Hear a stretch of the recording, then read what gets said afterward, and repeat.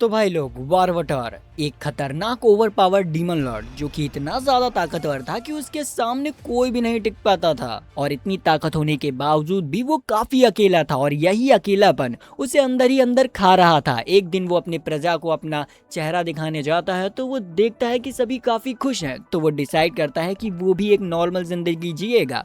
तो वो अपने आप को एक छोटे से बच्चे के रूप में वापस से 3000 साल बाद रीइंकारनेट करता है, जहां पर भाई वो बिल्कुल नॉर्मल ह्यूमन था, उसकी एक फैमिली थी और मजे से जिंदगी थी।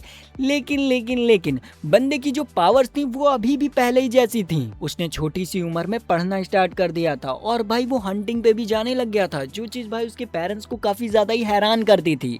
लेकिन फिर भी हमारा बंदा खुश था क्योंकि अब वो एक नॉर्मल ह्यूमन है, वो सबसे दोस्ती कर सकता है और भाई बैडीज को भी पटा सकता है। एक दिन हमारा बंदा अपने घर की खिड़की से नीचे कुछ बच्चों को खेलते हुए देखता है और इस पॉइंट पर हमारे बंदे का नाम 8 है और हम इसे 8 ही कहने वाले हैं। वो सोचता है कि चलो इन बच्चों से दोस्ती की जाए क्योंकि उसके कोई दोस्त नहीं थे, तो वो डायरेक्ट ही उन्हें अप्रोच कर देता है। लेकिन वो बच्चे इसकी आंखों में भाई ठरक देखते हैं और डर के भाग जाते हैं। ये देखकर हमारे बंदे का दिल टूट जाता है, लेकिन वो हार नहीं मानता और डिसाइड करता है कि अब वो शहर में जाके नए नए दोस्तों को बनाएगा। और शहर जाता है और तभी उसे 3 लड़कियां मिलती हैं, जिससे कि भाई वो अंधाधुंध बात करने की कोशिश करता है। लेकिन जैसे ही वो बात करता है, बेचारे के अरमानों का कौवा खड़ा हो जाता है और इसी शर्मिंदगी से वो अपने आप को छुपाने लगता है। लड़कियों को लगता है कि पता नहीं इसे क्या हो गया, तो वो उससे भाई पूछते हैं कि क्या हो गया। लेकिन तभी उनकी नजर भी हमारे बंदे के अरमानों के खंबे पे पड़ जाती है और वो भाई उसे हवसी समझकर वहां से भाग जाते हैं। लेकिन वो ज्यादा दूर जा पाती उससे पहले ही हमारे बंदा अपना अरमानों के कौवे को शांत करता है और उन तीनों को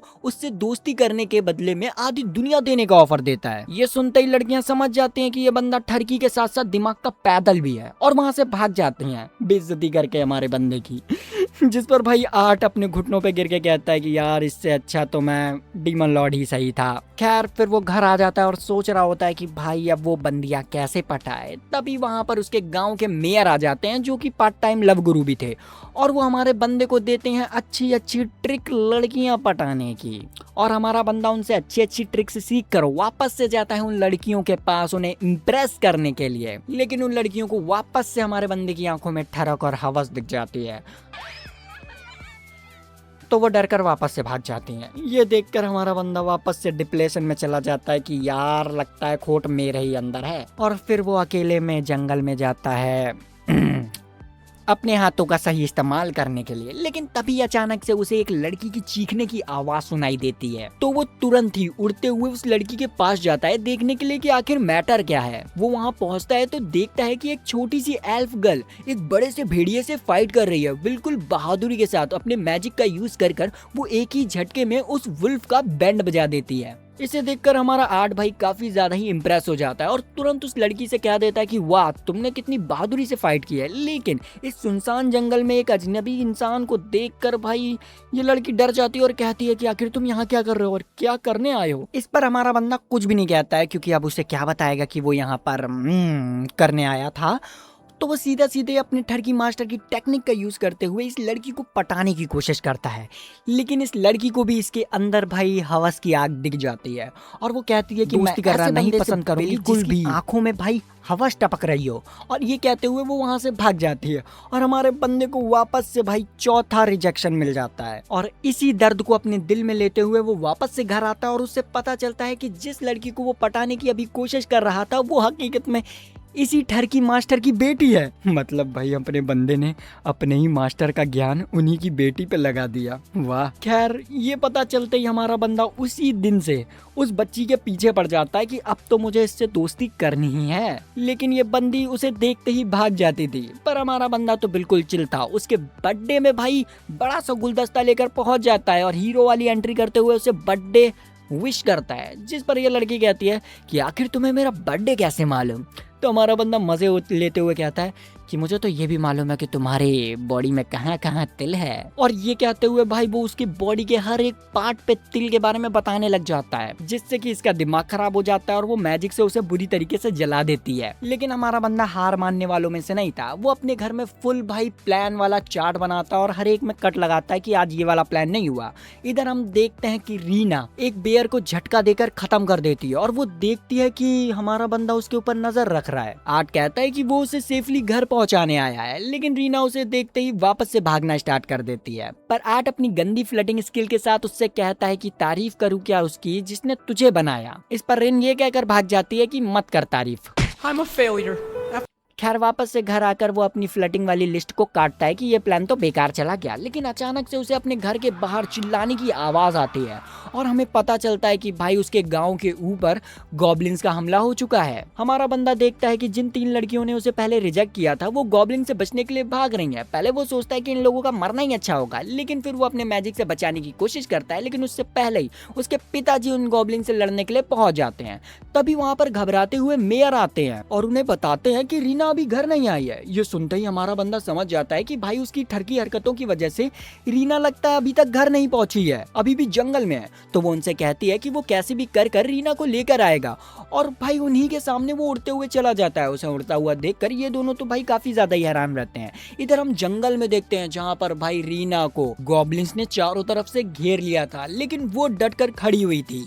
लीडर उनसे कहता है कि क्या हुआ, तुम अब अपने दोस्तों और फैमिली मेंबर्स को चिल्लाकर बुलाने वाली हो। लेकिन रीना के तो कोई दोस्त ही नहीं थे, क्योंकि सभी लोग उसे मॉन्स्टर कहकर बुली किया करते थे। तो वो कहती है कि ऐसे बेकार जिंदगी से तो अच्छा है कि मैं मर जाऊं, और वो तलवार को फेंक देती है। तभी सारे गॉब्लिन्स उसके ऊपर अटैक कर देते हैं, लेकिन हमारा बंदा सही समय पे पहुंचकर वो रीना को बचा लेता है और उन गॉब्लिन्स की बैंड बजा देता है। इस पॉइंट पर पहली बार रीना हमारे बंदे को देखकर काफी ज्यादा ही खुश थी और उससे कहती है कि तुम मुझे बचाने क्यों आए हो। वो कहता है कि ये तो मेरा फर्ज है, और फिर वो नीचे आकर सभी गॉब्लिन्स को एक बिजली का झटका देता है और खत्म कर देता है। उनका लीडर भागने की कोशिश करता है, लेकिन बस हमारा बंदा आंखों के जादू से ही उसको ब्लास्ट कर देता है। इधर रीना भाई दुखी होकर रोने लगती है और हमारे बंदे से कहती है कि आखिर तुम मुझे क्यों बचाने आए हो, मैं मरना चाहती हूँ, मेरे कोई भी दोस्त नहीं है, ऐसी जिंदगी जीने का क्या फायदा। इस पर आर्ट उससे कहता है कि मैं भी इन सारी चीजों से गुजर चुका हूँ, और वो कहता है कि वो अब कभी भी अपने दोस्तों को अकेला छोड़कर नहीं जाएगा। पास्ट में उसने अपने एक दोस्त को धोखा दिया था और आज तक उसको उसका गिल्ट है,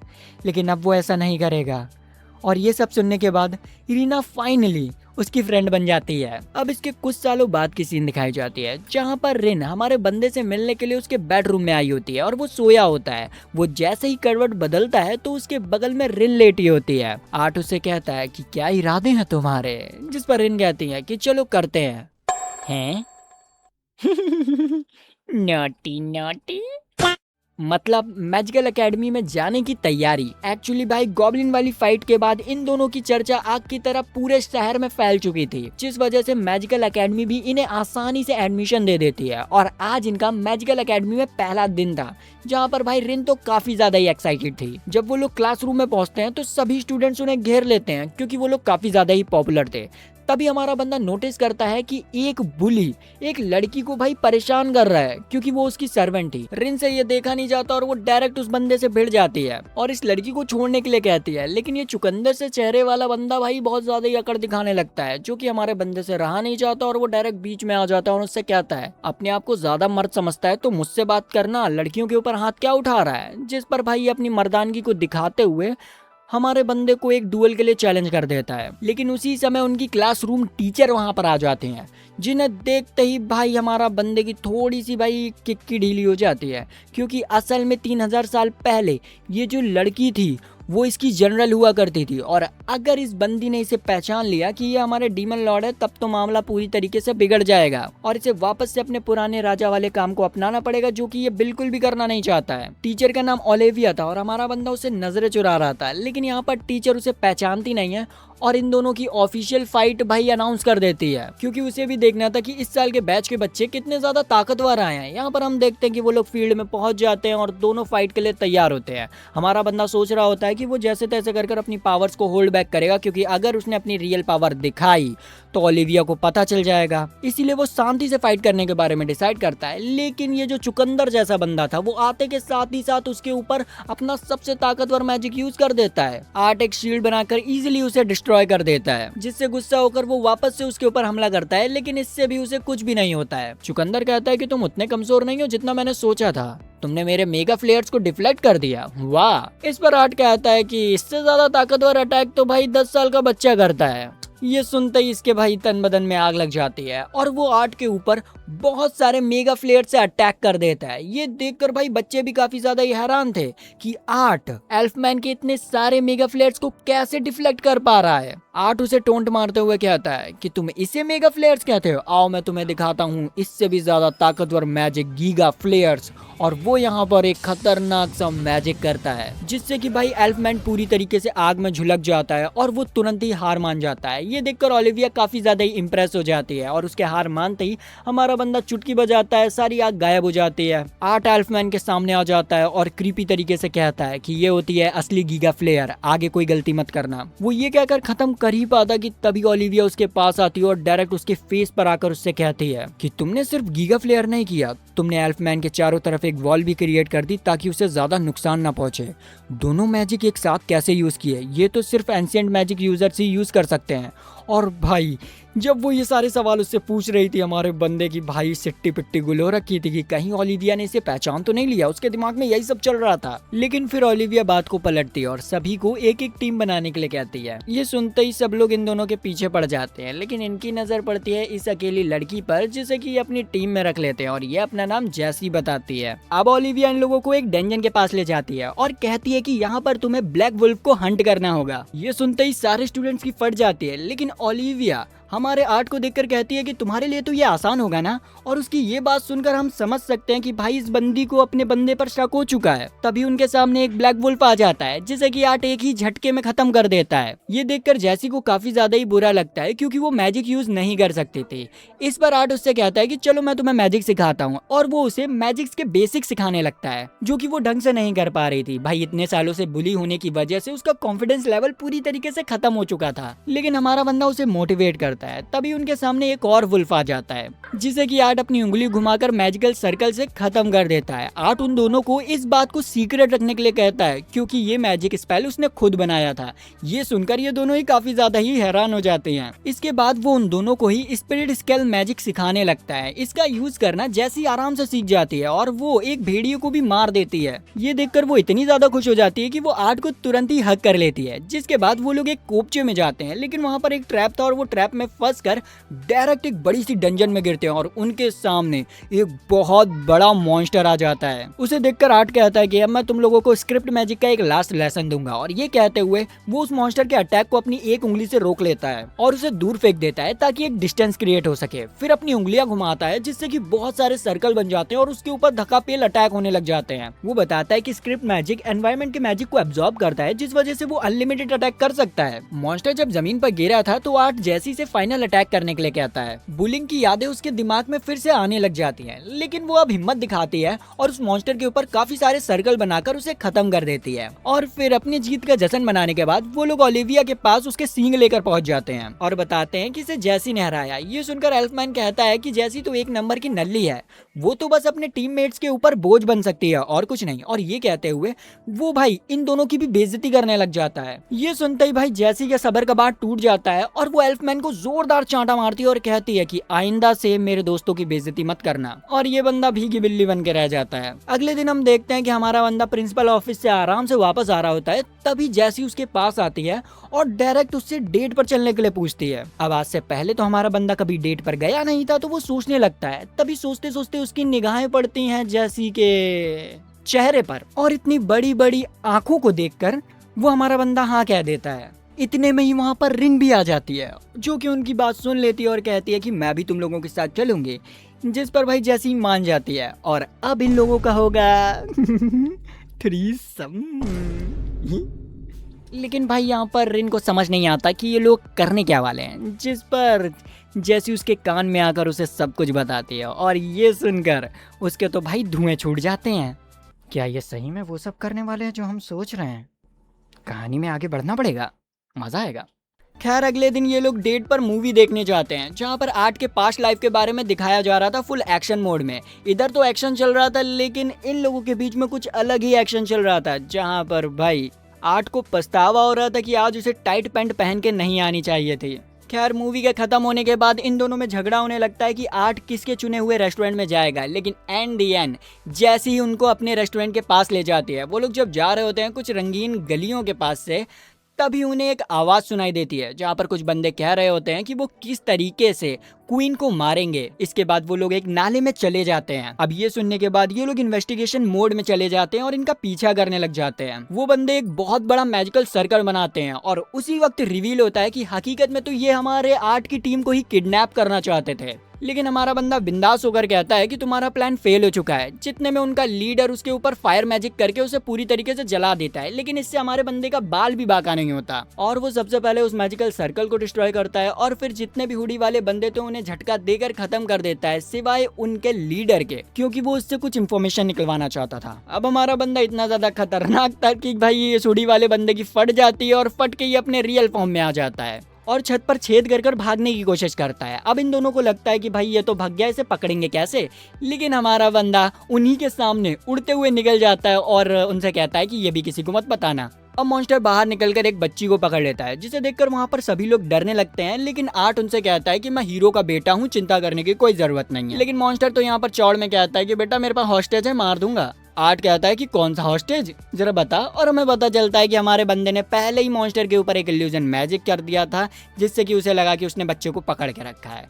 यहाँ पर वो मॉन्स्टर भाई फट गई थी उसकी तो पहले ही सही, लेकिन वो भागने की कोशिश करता है, पर हमारा बंदा सर्कल मैजिक कर एक ही बार में उसे खत्म कर देता है, जिसके बाद सभी लोग उसको काफी ज्यादा ही चीयर अप करते हैं। अब ये कारनामा तो उसका भाई पूरे शहर में मशहूर हो गया था, जिस वजह से अगले दिन ही क्वीन उसे अपने मेंशन में बुलाती है और भाई क्वीन इतनी ठरकी निकलती है कि वो हमारे बंदे को रिवॉर्ड के तौर पर अपना हस्बैंड बनने का ऑफर देती है, जिसे कि हमारा बंदा मना कर देता है, क्योंकि वो वही तो राजा वाली जिंदगी छोड़कर आया था, अब वो वापस से वही जिंदगी नहीं जीना चाहता है। तो क्वीन उसे अपने साथ कुछ प्राइवेट काम करने का ऑफर देती है, जिसे कि मजबूरी में हमारे बंदे को मानना पड़ता है। इसके अगले दिन हमारे बंदे को एक और लड़की प्रपोज कर देती है, लेकिन हमारा बंदा ये कहकर मना कर देता है कि वो किसी बदसूरत लड़की को अपने हैरम में नहीं रखना चाहता है। लेकिन वो लड़की हमारे बंदे को कुछ नोटी नोटी इशारे करने लग जाती है, जिससे कि वो इरिटेट हो जाता है। तभी वहाँ पर रिन आ जाती है, जो कि उस लड़की के ऊपर गुस्सा करती है, जिसे देखते ही वो लड़की दुम दबाकर वहां से भाग जाती है। हमारा बंदा उसे थैंक यू कहता है, लेकिन रिन मुंह फैलाकर वहां से भाग जाती है और हमारा बंदा भी लाइक अब इसे क्या हुआ, लड़कियों को नहीं समझा जा सकता, अस भाई अस। इधर प्रिंसिपल ऑफिस में प्रिंसिपल प्रोफेसर जेसिका को बुलाते हैं, क्योंकि वो चाहते हैं कि आर्ट आने वाले मैजिकल कंपटीशन में पार्ट ले और एकेडमी के प्रोफेसर्स को अपनी ताकत दिखाएं, ताकि प्रिंसिपल उसे यहाँ का एक प्रोफेसर बना सके। जिस पर जेसिका कहती है कि वो इस चीज के लिए आर्ट को जरूर मनाएगी। वहीं दूसरी तरफ रात में आर्ट सोच रहा होता है कि आखिर रिन उससे गुस्सा होकर क्यों चली गई। तभी वहाँ पर जेसी आ जाती है, जिसने की भाई बढ़िया वाला नाइट सूट पहना हुआ था और वो हमारे बंदे को यही नाइट सूट दिखाने के लिए आई थी, लेकिन उसका अरमान यहाँ पर नाइट सूट दिखाने का तो नहीं लग रहा था, क्योंकि वो हमारे बंदे के ऊपर चढ़ जाती है और कुछ और दिखाने की कोशिश करते हैं। लेकिन तभी यार वहां पर रिन की एंट्री हो जाती है, जो कि खुद भी कुछ दिखाने आई थी, लेकिन जब वो जैसी को हमारे बंदे के साथ देखती है तो वो काफी ज्यादा गुस्से में आ जाती है और आर्ट को ठरकी समझकर उसके ऊपर बहुत सारी चीजें फेंकने लग जाती है। लेकिन आर्ट उसे समझाता है कि वो दोनों ही उसके लिए इम्पोर्टेंट है, तो दोनों के साथ वो कर सकता है। इस पर जैसी तो तुरंत मान जाती है, लेकिन रिन थोड़ी सी शर्मा रही होती है। तभी हमारा बंदा उससे पूछता है कि आखिर तुम दोनों को ऐसे कपड़े पहनने के लिए किसने कहा। तो हमें पता चलता है कि भाई आर्ट की मम्मी ने ही इन सबको ये आइडिया दिया था, इतने बढ़िया बढ़िया कपड़े पहनकर अपने लौंडे को सीड्यूस करने का। लेकिन यहाँ पर रिन जैसी को ब्लेम करने लगती है कि जब से उसने आर्ट से फ्लर्टिंग स्टार्ट की है, तब से स्कूल की सभी लड़कियां उसके पीछे पड़ चुकी हैं। और इसी बात को लेकर भाई इन दोनों की बहस स्टार्ट हो जाती है, जिससे गुस्से में आकर आर्ट उन्हें घुटने पर बैठने के लिए कहता है और एक दूसरे से माफी मांगने के लिए कहता है। वो दोनों एक दूसरे से माफी मांग पाते उससे पहले ही वहाँ पर जेसिका आ जाती है, जो कि इन लोगों की बहस को सुन लेती है और उनसे कहते हैं कि तुम दोनों आने वाली मैजिक कॉम्पिटिशन में पार्ट ले सकते हो और तुम में से जो जीता उसे मिलेगा आर्ट एक पूरी रात के लिए। जो सुनते ही भाई ये दोनों काफी एक्साइटेड होती हैं और मान जाती हैं पार्टिसिपेट करने के लिए। अब टूर्नामेंट वाला दिन आता है, जहां पर मेयर और आर्ट के पेरेंट्स को बनाया गया था जज, और यहाँ पर वो माथा पकड़ के बैठा था क्योंकि ओलिविया उसके ठीक बगल में बैठी हुई थी। इधर रिन की बारी आती है तो आर्ट तो हाथ जोड़कर प्रार्थना करने लग जाता है कि ये हार जाए, वरना मुझे प्रोफेसर बनना पड़ेगा। इधर बैटल स्टार्ट होती है, रिन की अपोनेंट उसके ऊपर हमला करती है। रिन जैसे तैसे करके उसके अटैक को डॉज करती है। तभी उसकी नजर आर्ट पर पड़ती है, जो कि भाई उसके हारने की प्रार्थना कर रहा होता है, लेकिन उसे लगता है कि आर्ट उसके जीतने की प्रार्थना कर रहा है, जिसे देखकर वो वापस से मोटिवेट हो जाती है और उंगली घुमाकर उस लड़की के चारों तरफ सर्कल बनाकर उसे खत्म कर देती है। वापस जाते समय रिन को जैसी मिलती है और ये दोनों आपस में वादा करते हैं कि ये दोनों फाइनल्स में जरूर मिलेंगे। और भाई ऐसा होता भी है, ये दोनों ही अपनी बैटल्स को बहुत अच्छे से लड़ते हैं और जीतते भी हैं। एट द एंड फाइनल्स में ये दोनों आपस में खड़े हो जाते हैं। यहाँ बैटल स्टार्ट हो पाती उससे पहले ही आर्ट को स्टेडियम में कुछ अजीब लगता है। तभी एक हुडी वाला बंदा खड़ा होता है और भाई अपने मॉन्स्टर फॉर्म में आकर अपने साथियों के साथ वहाँ पर तबाही मचाना स्टार्ट कर देता है। तभी जेसिका वहाँ ओलिविया और आर्ट को बताती है कि पूरे शहर में डीमंस ने अटैक कर दिया है, तो वो लोग अलग अलग होकर उनसे फाइट करने के लिए निकल जाते हैं। इधर जैसी के ऊपर एक मॉन्स्टर अटैक करता है, जिससे बचने के चक्कर में वो जमीन पर गिर जाती है, लेकिन सही समय पर रिन आकर उसे बचा लेती है।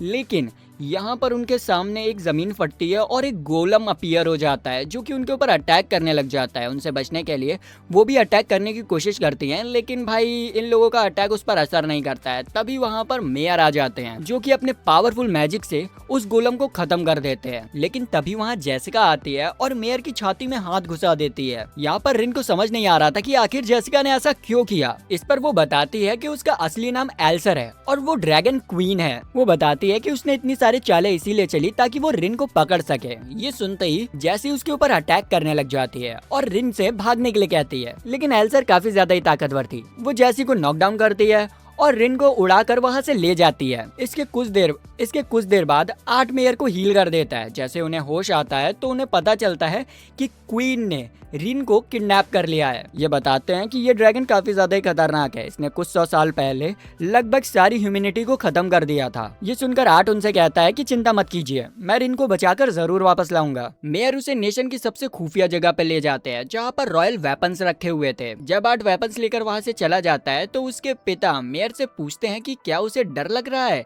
कि आर्ट को उसकी बेटी की सच्चाई ना पता चल जाए। इस पर मेयर कहते हैं कि बचपन से ही रिन ने अपने आप को कमरे में बंद करके रखा ताकि किसी को उसकी सच्चाई ना पता चले, लेकिन जब से वो आर्ट से मिली उसका पूरा बिहेवियर ही बदल गया और मुझे नहीं लगता कि अब जब आर्ट को सच्चाई का पता चलेगा तो उसका रिएक्शन कैसा होगा। वहीं दूसरी तरफ हम रिन को देखते हैं, जिसे कि एक मैजिकल केज में बंद किया गया था और उसी के सामने एल्सर थी, जो कि उसे बताती है कि वो उसका सैक्रिफाइस करके एक खतरनाक डीमन को वापस से जगाएगी ताकि वो उसकी मदद से इस दुनिया को वापस से तबाह कर सके। इस पर रिन बड़े कॉन्फिडेंस से कहती है कि तुम ऐसा नहीं कर पाओगी, आर्ट तुम्हें ऐसा नहीं करने देगा और मुझे बचा कर ले जाएगा। ये सुनते ही एल्सर बड़े चौड़ में कहती है कि होगा वो बहुत ताकतवर, लेकिन मुझसे ज्यादा ताकतवर नहीं हो सकता। और ये कहकर वो रिन को उसी मॉन्स्टर के सामने ले जाती है। वो मॉन्स्टर कुछ भी कर पाता उससे पहले ही वो जलकर राख हो जाता है, क्योंकि वहां पर आ जाता है हमारा आर्ट द डीमन लॉर्ड, वो भी अपने पुराने वेपन्स के साथ, जो कि वो अपने पिछले जन्म में यूज किया करता था। वो पहले तो भाई आते के साथ ही साथ मैजिक करता है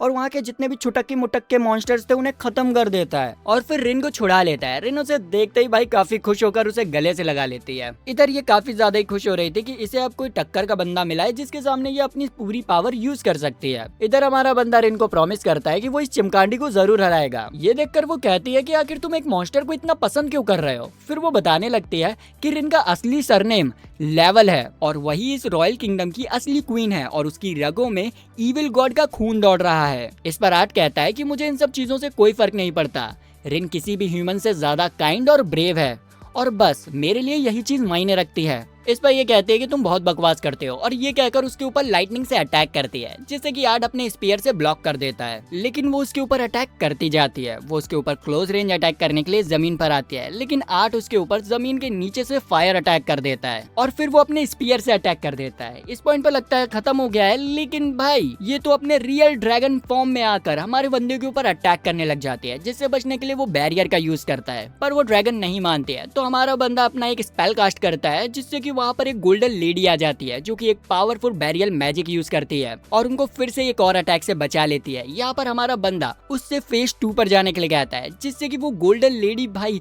एक स्वॉर्ड में कन्वर्ट हो जाती है और फिर हमारा बंदा हवा में उस ड्रैगन से लड़ने के लिए तैयार हो जाता है। यहाँ पर ये ड्रैगन हमारे बंदे को मैनिपुलेट करने के लिए कहने लगती है कि मुझे तो लगता है कि उससे बड़े मॉन्स्टर तुम हो, देखना जब उसे तुम्हारी सच्चाई के बारे में पता चलेगा तो एक दिन वो तुम्हें छोड़कर चली जाएगी। ये बात भाई रिन नीचे से सुन लेती है और वो आर्ट से चिल्लाते हुए कहती है कि तुम इस चिमकांडी से हार नहीं सकते हो, मुझे तुम पर भरोसा है। ये सुनकर हमारा बंदा समझ जाता है कि वो यहाँ पर अकेला नहीं है। तो फिर वो यहाँ पर अपने फेज 3 में आता है, फुल बॉडी आर्मर और उसका लुक भी अपने पुराने डीमन लॉर्ड जैसा हो जाता है। ड्रैगन उसके ऊपर अटैक करने की कोशिश करती है लेकिन वो अटैक उल्टा उसके ऊपर ही लग जाता है। ऐसा इसीलिए हुआ था क्योंकि आर्ट ने उसके अटैक को पूरी तरीके से एनालाइज कर लिया था और अब उसे पता था कि वो कैसे अटैक कर सकती है, तो वो उसके अटैक को अब कंट्रोल भी कर सकता था। आर्ट अब उसके छोटे मोटे मैजिक्स को देखकर बोर हो चुका था, तो वो अपना फाइनल अटैक जिसका नाम अल्टीमेट जीरो है उसको कास्ट करने लग जाता है और उसके मैजिक को काउंटर करने के लिए ड्रैगन भी एक मैजिक को कास्ट करने लगती है। पर उसके मैजिक होने से पहले हमारा बंदा उसके ऊपर वही मैजिक कर देता है जिससे कि ड्रैगन का खेल खत्म हो जाता है और अब इस घटना से इन दोनों की दोस्ती और भी ज्यादा ही गहरी हो जाती है। वहीं दूसरी तरफ हम एक डंजन में एक लड़की को फाइटिंग की ट्रेनिंग करते हुए देखते हैं और हमें पता चलता है कि ये लड़की पिछले लगभग 3000 सालों से अपनी फाइटिंग ट्रेनिंग कर रही है, लेकिन अब वो डिसाइड करती है कि अब वो अपनी फाइटिंग ट्रेनिंग छोड़कर बाहर की दुनिया देखने जाएगी। जब वो बाहर जाती है तो भाई वो पूरी की पूरी हैरान हो जाती है क्योंकि दुनिया इतनी ज़्यादा ही डेवलप हो गई थी। उसी दौरान उसे एक बंदा दिखता है जो कि उसके सामने अपना सर झुकाता है और उसे बताता है कि 3000 साल बीत चुके हैं, जो सुनकर ये लड़की काफ़ी ज़्यादा ही हैरान होती है। इस लड़की का नाम है सैलीफी और यहाँ पर हमें पता चलता है कि उस डंजन के अंदर का टाइम और रियल टाइम दोनों अलग अलग चलते हैं। सैली को तो लगा था कि कुछ समय बीता है लेकिन बाहर की दुनिया में 3000 साल बीत चुके थे। ये सुनकर उसके तो धुएं निकल रहे होते हैं और वो उससे पूछती है कि आखिर डीमन लॉर्ड कहाँ पर है, जिस पर वो बंदा उससे बताता है कि डीमन लॉर्ड मर चुके हैं लेकिन वो इस दुनिया में वापस से रीइंकारनेट हुए हैं। उन्होंने ऐसा इसीलिए किया ताकि वो अपनी लॉर्ड वाली जिंदगी से छुटकारा पा सके। लेकिन सच बताऊं तो डीमन लॉर्ड के बिना ये दुनिया पूरी तरीके से अधूरी है, तो हमें वापस उन्हें लाना पड़ेगा। और ये कहकर वो सैली को आर्ट का पता दे देता है कि वो कहाँ पर मिलेगा। इधर हम आर्ट को देखते हैं जो कि बेफिक्र होकर अपनी क्लासेस ले रहा था, तभी वहाँ पर सैलीफी आ जाती है और भाई आते के साथ ही साथ वो वहाँ के सभी बॉयज स्टूडेंट के टांगों के बीच में लात मारने लग जाती है। ये देखकर ओलिविया उसे रोकने की कोशिश करती है और उससे पूछती है कि तुम आखिर ऐसा क्यों कर रही हो। तो वो कहने लगती है कि मुझे बताया गया है कि इन सभी स्टूडेंट्स में से कोई है जो कि डीमन लॉर्ड है, तो मैं बस उसी का पता लगाने आई हूँ। और ये सब कहते हुए उसकी नजर आर्ट पर पड़ती है और वो डायरेक्ट कह देती है कि यही डीमन लॉर्ड है और वो जाकर आर्ट के भी घोड़े फोड़ देती है और भाई इससे आर्ट को बहुत ज्यादा ही दर्द होता है। और हमें ये पता चलता है कि भाई नॉर्मल ह्यूमन हो या खुद ब खुद डीमन लॉर्ड, अगर तीसरी टांग पर मारो तो उन्हें भी दर्द होता है। खैर ओलिविया उसे वापस से रोकती है और पूछती है कि तुम्हारे पास क्या सबूत है कि यही एक डीमन लॉर्ड है। सैलिफिया कहती है कि अभी तो मेरे पास कोई भी प्रूफ नहीं है, लेकिन अगर तुम आर्ट से मेरी बैटल करा दो तो सब कुछ दूध का दूध और पानी का पानी हो जाएगा। इस चीज के लिए आर्ट तो भाई मना कर रहा होता है कि भाई अगर उसने अपनी पावर्स दिखाई तो सबको पता चल जाएगा, लेकिन ओलिविया ठहरी ओलिविया वो उन लोगों की बैटल स्टार्ट कर देती है और फिर हम देखते हैं कि ये लोग वापस से बैटल फील्ड में आ जाते हैं। हमारा बंदा बस ये सोच रहा होता है कि बस वो उसके अटैक को डिफेंड करेगा और कुछ नहीं करेगा, लेकिन यहाँ पर सैलिफिया आते के साथ ही साथ अपने भाई मैजिकल पावर्स को रिलीज कर अटैक करने लग जाती है। हमारा बंदा बस एक बैरियर मैजिक बनाकर उसे ब्लॉक करने की कोशिश करता है, लेकिन उस बैरियर से टकराकर वो मैजिक चारों तरफ तबाही मचाने लग जाता है। उसी वक्त ओलिविया बीच में आकर उनकी बैटल को रोक देती है क्योंकि उनके मैजिक की वजह से बहुत से स्टूडेंट्स घायल हो चुके थे। जब ये सैलिफिया देखती है तो उसे काफी ज्यादा ही गिल्ट होता है और वो सभी से माफी मांगने लगती है। रिन उसके सर पर हाथ रखकर उसे शांत करती है। ये देखकर आर्ट को रियलाइज होता है कि रिन तो बिल्कुल लीडिया जैसी है। लीडिया भाई हकीकत में डीमन लॉर्ड की टीम की एक मेंबर थी जो कि बिल्कुल मॉमी मटेरियल थी, तो हमारे बंदे को उसी को देखकर उसी की याद आ रही थी। इधर जब क्लासरूम होती है तो हमारा बंदा एक नाटक के लिए कास्टिंग कर रहा था जिसमें वो डीमन लॉर्ड का रोल खुद लेता है और लीडिया का रोल वो रिन को देता है क्योंकि उसके मुताबिक रिन इस रोल के लिए परफेक्ट थी। यहाँ पर इवल गॉड्स का रोल कोई भी प्ले नहीं करना चाहता था, तो सफीना इस रोल को ले लेती है और वैसे भी उसकी हरकतों से तो ये रोल उसके ऊपर परफेक्ट बैठता है। अब भाई नाटक का मैटर खत्म होने के बाद ये लोग सोचने लगते हैं कि बूथ में क्या करेंगे, जिस पर जैसी कहती है कि वो लोग एक मेड कैफे खोल सकते हैं जिससे कि उनका काफी ज्यादा ही प्रॉफिट होगा। और भाई इस चीज के लिए वो लड़कियों के लिए कुछ यूनिफॉर्म की डिजाइन्स भी लाई होती है जो कि भाई लड़कियों को तो बिल्कुल नहीं पसंद होती, लेकिन वहीं पर लौंडों के मन में लड्डू फूट रहे होते हैं। जैसी उन्हें बताती है कि ऐसे वो आर्ट को भी सर्व कर पाएंगे। ये सुनते ही भाई इन दोनों ग्रुप्स का रिएक्शन बिल्कुल ही उल्टा हो जाता है और वो लोग भाई मान जाते हैं। इधर आर्ट भी लाइक मुझे क्यों तोड़ा।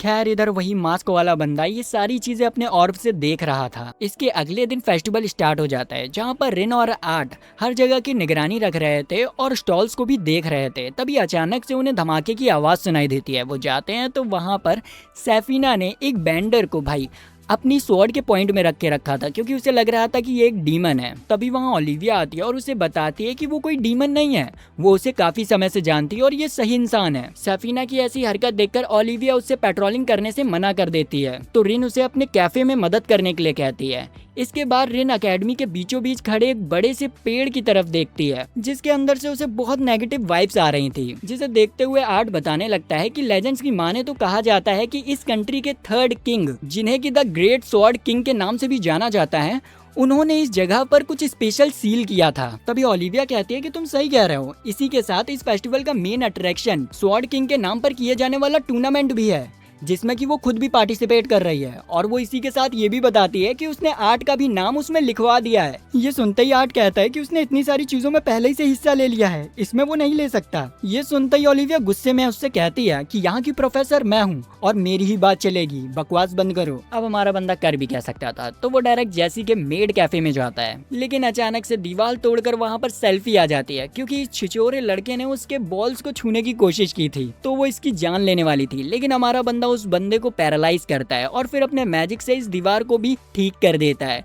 फिर वो सेल्फी को थोड़ी सी डांट लगाता है स्कूल की प्रॉपर्टी को हार्म करने के लिए। अब ये सब करने के बाद वो कैफे के अंदर जाता है और आराम से बैठ जाता है। सभी लड़कियां उसकी खातिरदारी करने के लिए लाइन से खड़ी हो जाती हैं, जो देखकर हमारा बंदा शर्म से पानी पानी हो जाता है। तभी वहाँ पर रिन आती है जो कि उन सभी पर चिल्लाने लग जाती है। जैसी सामने आती है और कहती है कि वो तो सिर्फ अपने कस्टमर को सर्व कर रहे हैं, जो सुनते ही रिन खुद भी मेड वाली ड्रेस पहन लेती है और उन सभी से कहती है कि मेरे अलावा आर्ट को कोई भी सर्व नहीं करेगा। ये सुनते ही इन लोगों में एक और बहस स्टार्ट होने लगती है, लेकिन उससे पहले ही बाहर अनाउंसमेंट होती है, द ग्रेट स्वॉर्ड कॉम्पिटिशन कल से स्टार्ट होने वाला है और इसका ग्रैंड प्राइज होली स्वॉर्ड की फर्स्ट कॉपी होगी। ये सुनते ही सिल्वी भी कॉम्पिटिशन में हिस्सा लेने के लिए तैयार हो जाती है क्योंकि उसे वो स्वॉर्ड चाहिए थी। इस पर रिन भी कंपटीशन में हिस्सा लेने के लिए कहती है, जिसे देखते हुए जैसी भी कहने लगती है वो भी कंपटीशन में हिस्सा लेगी ताकि वो आर्ट की तलवार को हैंडल करना सीख सके। ये सुनकर रिन उस पर चिल्लाने लगती है कि वो जानबूझ के ऐसी छिछोरी बातें कर कर आर्ट को अपनी तरफ करना चाहती है और इन दोनों में भाई वापस से लड़ाई स्टार्ट हो जाती है। ये दोनों कहती हैं कि उस समय का जो मैच हम दोनों का रह गया था अब वो बराबर करेंगी।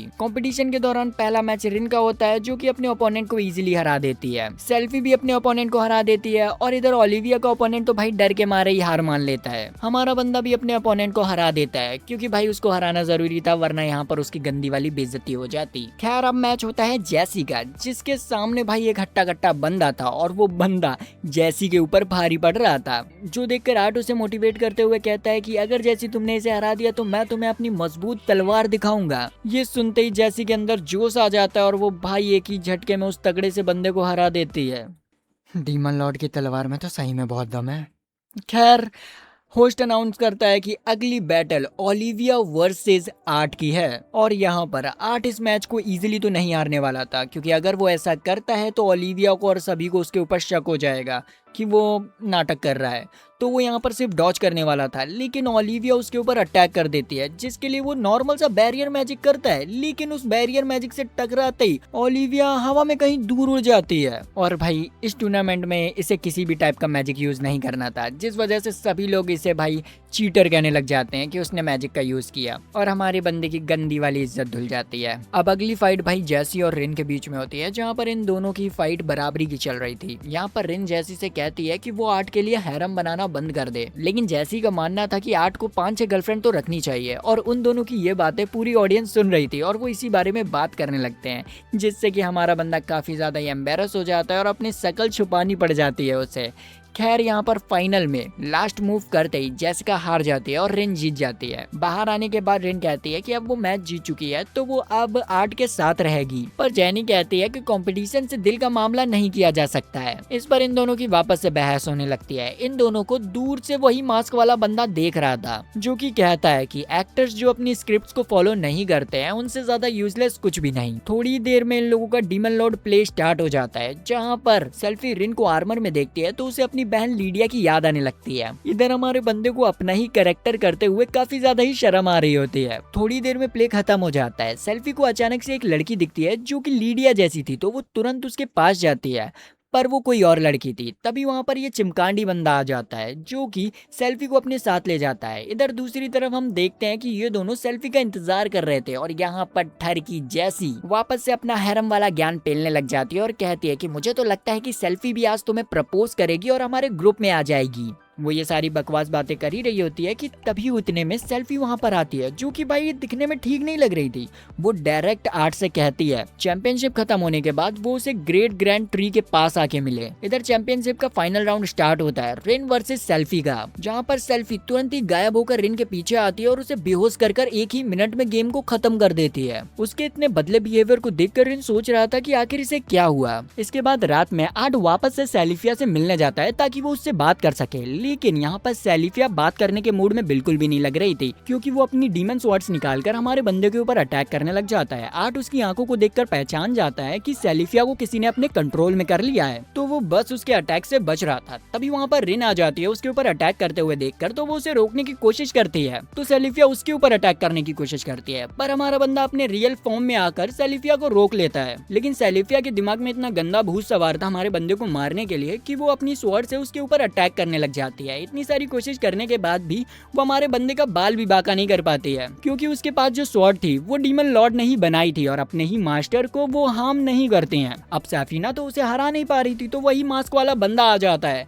आर्ट से फाइट करने के लिए, लेकिन हमारा आर्ट एक ही झटके में उसकी गर्दन को उड़ा देता है। अब अगले दिन ये और इसकी पूरी क्लास मिलकर एक दूसरी जगह पर फाइटिंग की ट्रेनिंग करने के लिए जा रहे थे। तभी अचानक से टाइम रुक जाता है और ये तीनों ही एक व्हाइट वॉइड में पहुंच जाते हैं, जो कि देखकर उन्हें कुछ भी समझ नहीं आ रहा था। तभी उनके सामने एक सफेद बाल वाला बच्चा आता है, जिसे देखते ही आर्ट तो बिल्कुल सतर्क हो जाता है और उससे पूछता है कि आखिर वो कौन है। वो बच्चा तुरंत ही टेलीपोर्ट होकर आर्ट के पीछे आ जाता है और उससे कहता है जूस पिला दो।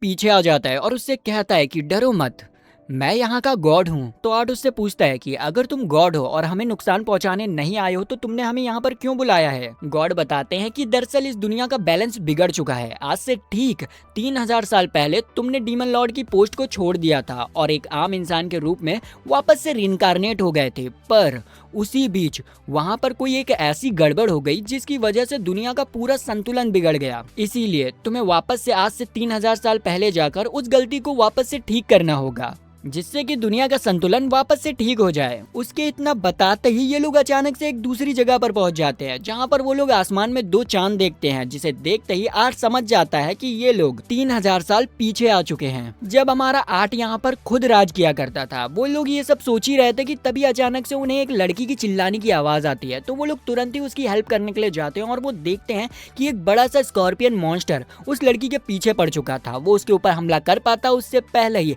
आर्ट बैरियर मैजिक से उसे बचाता है और फिर अपने मैजिक करके उस स्कॉर्पियन को खत्म कर देता है। इतने में ही वहाँ पर उस लड़की की बहन आ जाती है, जो कि और कोई नहीं ओलिविया थी 3000 साल पहले की। जब उसे पता चलता है कि आर्ट ने उसकी मदद की है तो वो उसका शुक्रिया अदा करती है और उसकी पावर से इम्प्रेस होकर उसे डायरेक्ट अपने डीमन लॉर्ड से मिलवाने के लिए जाती है, जो कि खुद हमारा आर्ट ही था लेकिन 3000 साल पहले वाला। फाइनली इन दोनों का आमना सामना होता है, लेकिन वाल्वर्डोस आर्ट को पहचान नहीं पाता है। बस वो ये देखकर हैरान था कि आर्ट सेम टू सेम उसके जैसा दिखता है, लेकिन उसे इस बात का अंदाजा नहीं लगता है। लेकिन जब आर्ट वाल्वर्डोस को डीमन लॉर्ड कहकर पुकारता है तो वो बहुत ज्यादा ही हैरान हो जाता है और कहता है कि एक्चुअली मैं डीमन लॉर्ड नहीं हूँ, डीमन लॉर्ड कोई और है। ये सुनते ही आर्ट समझ जाता है कि हकीकत में पास्ट में क्या बदलाव हुआ है। इस पॉइंट तक कि वाल्वर्डोस को डीमन लॉर्ड बन जाना चाहिए था और अब उसे सब कुछ समझ आ जाता है। तो वो तुरंत ही एक इमरजेंसी मीटिंग बैठाता है और उन सभी को बता देता है कि वो तीनों ही फ्यूचर से आए हैं अपने पास्ट को ठीक करने के लिए, और वो वाल्वर्डोस को भी बता देता है कि उसका हकीकत में पास्ट क्या होने वाला था। लेकिन शायद किसी छोटी सी गलती की वजह से इस वक्त के टाइमलाइन में कोई गड़बड़ हो गई है, जो कि उसे ठीक करना होगा। इस पर वाल्वर्डोस भी मान जाता है और फिर वो पूरी सेना लेकर उस टाइम के डीमन लॉर्ड के ऊपर हमला कर देते हैं और कासल के दरवाजे को तोड़ते हुए अंदर पहुंच जाते हैं। तभी उनके सामने एक भारी भरकम आर्मर पहनकर एक बंदा आता है, जो कि डीमन लॉर्ड था। वो आर्ट को देखकर अचानक से रुक जाता है और कहता है कि मैं तुम लोगों से फाइट नहीं करना चाहता, मुझे बस इस बंदे से बात करनी है, वो भी अकेले में।